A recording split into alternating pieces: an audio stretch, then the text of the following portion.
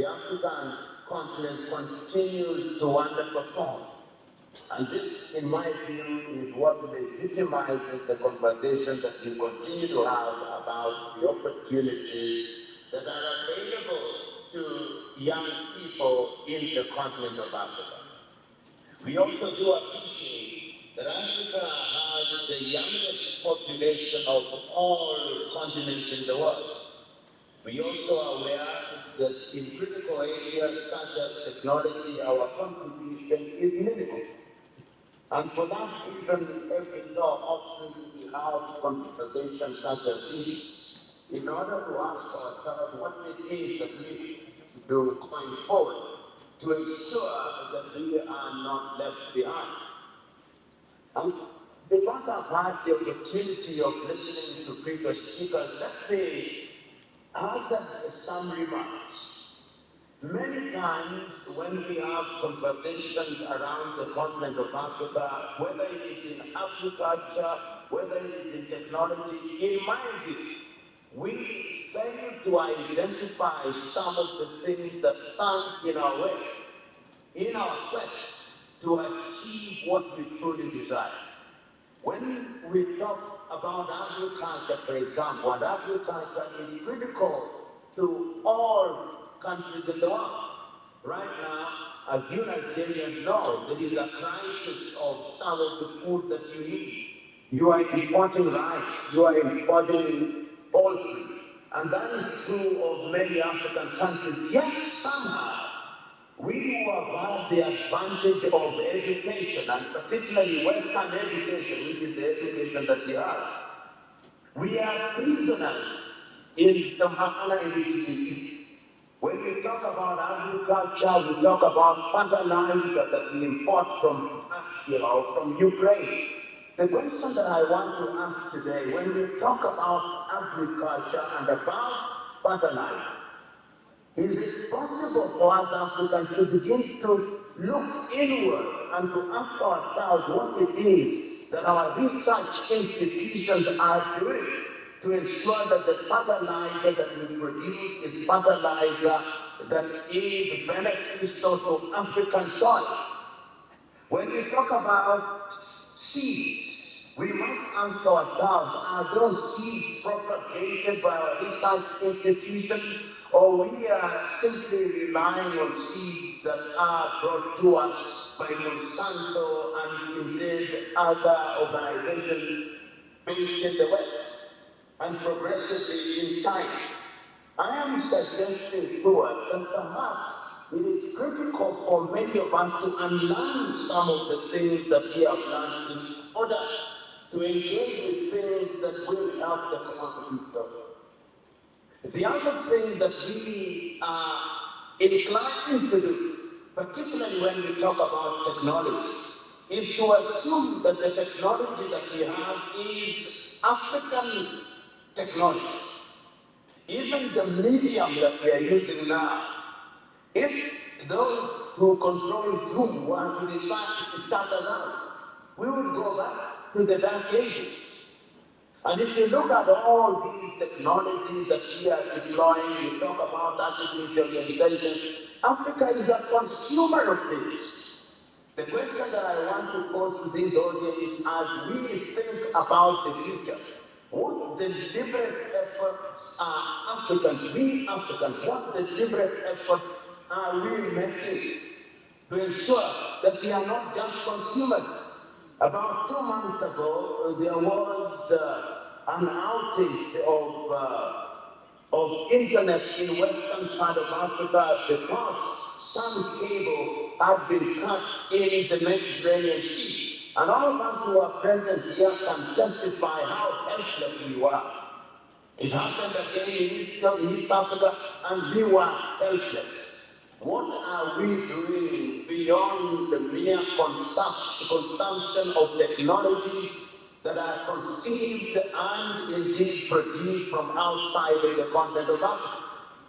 If you follow trends, as indeed I believe you do, about 2 months ago you saw what the South Koreans were doing with their drones in South Korea.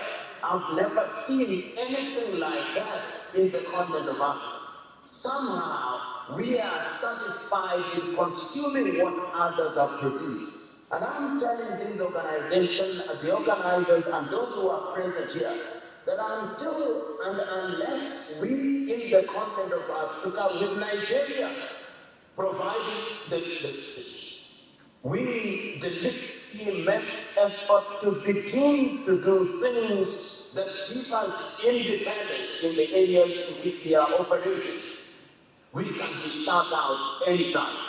And look even at the things that we are quick to cite as the things that will help Africa catapult herself into the orbit of sustainable development.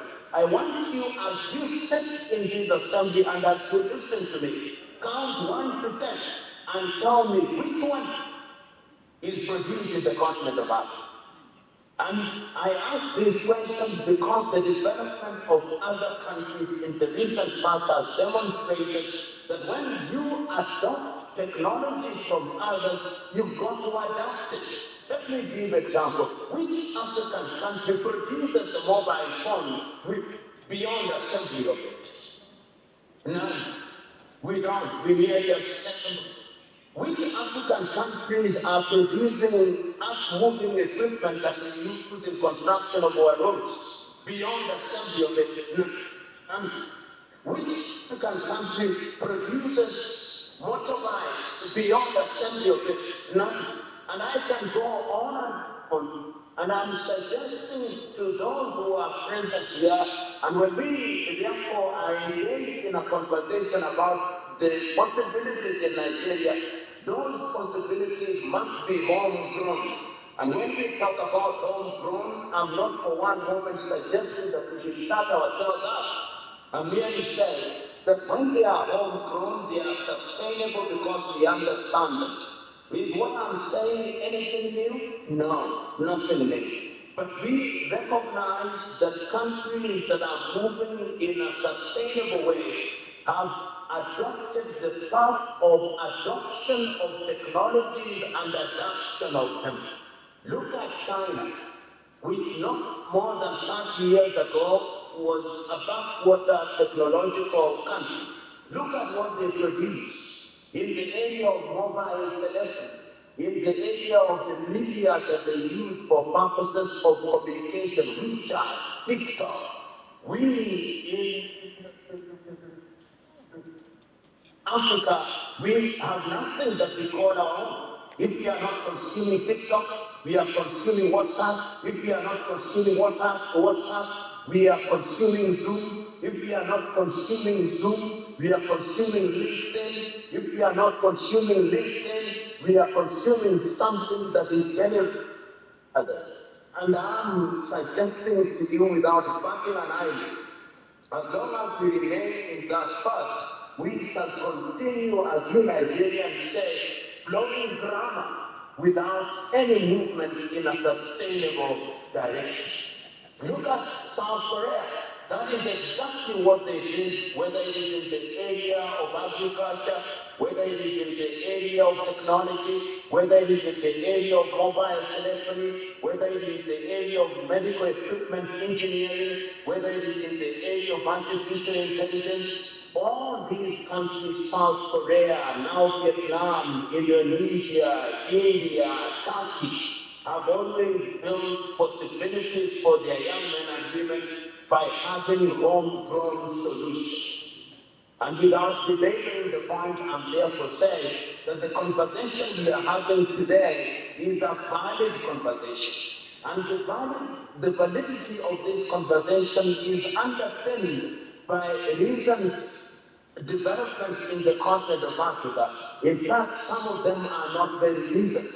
As early as 1980 in Lagos, Nigeria, Africans met and raised critical questions under the Lagos Plan of Action. The Lagos Plan of Action is what, in my view, has now been translated into Africa Agenda 2063 and what is founded on the 7 pillars of Africa Agenda 2063, that we must make Africa prosperous. How are we going to make Africa prosperous? By having a human resource that is capable of harnessing the resources of the continent of Africa. that we are going to have an Africa that has technology as the driving force, and our men and women as the people who will drive this process. An Africa that is free of conflict, an Africa that is strong and capable of organizing affairs and relating to the world. This Africa is going to emerge if Nigeria is strong. And why I keep on insisting on Nigeria's leadership is because Nigeria has a population that properly counted is in the neighborhood of 300 million. That is the resource. And if you look at Nigeria today, in whichever sector you are talking about, you find a Nigerian or Nigerians who are well trained. But how are we deploying those Nigerians? How are we using those Nigerians? How are we creating an enabling environment for those Nigerians? What kind of education are we talking about? I heard my good friend, the pastor Mohammed King the Soya, talking about financial education. But what kind of education? This is a question that we don't ask. Because we may be paying for education that is not helping to produce the kind of labor that we deserve. If you are all don't teach me nonsense. Is it possible that in the continent of Africa we are teaching our young men and women the kind of things that they ought not to be taught, and that therefore we ought to think about education rather than simply satisfying people out of universities, most of which are glorified high schools, and then they become unemployed? These are painful questions to raise, with painful answers. Yet the beauty of an engagement such as this is that it gives us an opportunity to ask these questions and to get practical answers for them. And that is why, as I conclude, I want us to ask ourselves, going forward, what are we going to do to ensure that we use the most important resource, the human resource? What environment are we going to create to enable them to thrive? What linkages are we going to create to ensure that our continent, through the leadership of Nigeria, is a continent that will enable our young men and women to thrive? It can be done, and it must be done, because that is what Africa demands of us. And I have no doubt in my mind that after these engagements and after listening to the contributions that have been made and listening to some of the most painful questions that are being posed, we will have a productive engagement, and that the results of this engagement will find place in the minds and hearts of policymakers, that they may be translated into some action. Thank you very much for listening to me making those very good remarks. Thank you. Can we please put our hands together one more time for the one and only Professor Lumumba, all the way from Kenya. Always a pleasure to listen.